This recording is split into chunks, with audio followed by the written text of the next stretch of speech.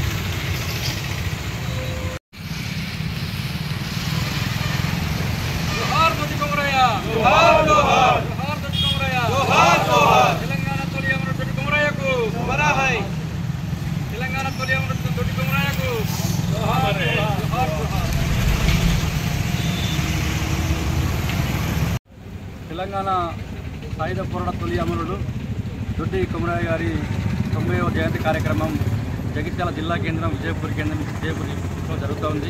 దీనికి ముఖ్య అతిథిగా మాజీ మంత్రివర్యులు, మాజీ శాసనమండలి సభ్యులు, పెద్దలు గౌరవనీయులు జీవన్ రెడ్డి గారు హాజరు కావడం ఎంతో సంతోషం.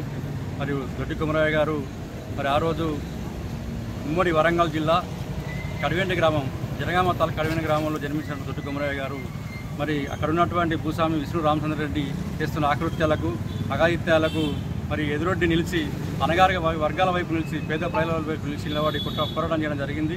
ఆ పోరాటంలో ప్రాణాలు కోల్పోవడం జరిగింది. మరియు ఆ రోజు విష్ణు రామచంద్రరెడ్డి గారు వాళ్ళ గడి నుంచి వెళ్ళి ఈ రైతు కూలి సంఘాన్ని ఏర్పాటు చేసి ఈ ర్యాలీ తీసుకెళ్ళిన సందర్భంలో ఆ రామచంద్రరెడ్డికి సంబంధించినటువంటి గుండాలు దొడ్డి కొమరయ్య బృందంపై కాల్పులు జరపగా ఆ రోజు దొడ్డి కొమరయ్య గారు మరణించడం జరిగింది. మరి దొడ్డి కొమరయ్య గారు మరి అలాగే సాకెల ఐలమ్మ గారు కానీ, అటు సర్దార్ సర్వై పాపన్న గారు కానీ, అటు కొమరం భీమ్ గొండువీరుడు కానీ వీళ్ళ త్యాగాల వీళ్ళ స్ఫూర్తి ఇయ్యాల తెలంగాణ తొలిదశ మలిదశ ఉద్యమం అని చెప్పక తప్పదు.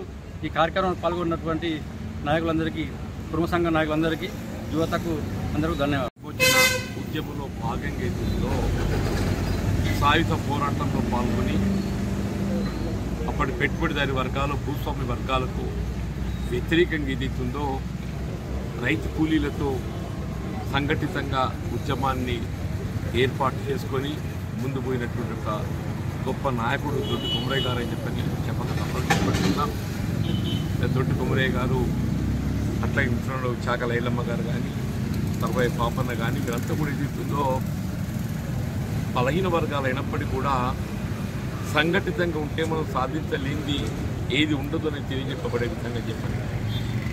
పెట్టుబడిదారి వర్గాలకు వ్యతిరేకంగా, భూస్వామ్య వర్గాలకు వ్యతిరేకంగా పోరాటం చేసినటువంటి యోధులు మరి దొడ్డి కొమరయ్య గారు అని చెప్పగలుగుతాం. అటువంటి దొడ్డి కొమరయ్య గారిని మనం ఆదర్శంగా తీసుకుంటాం.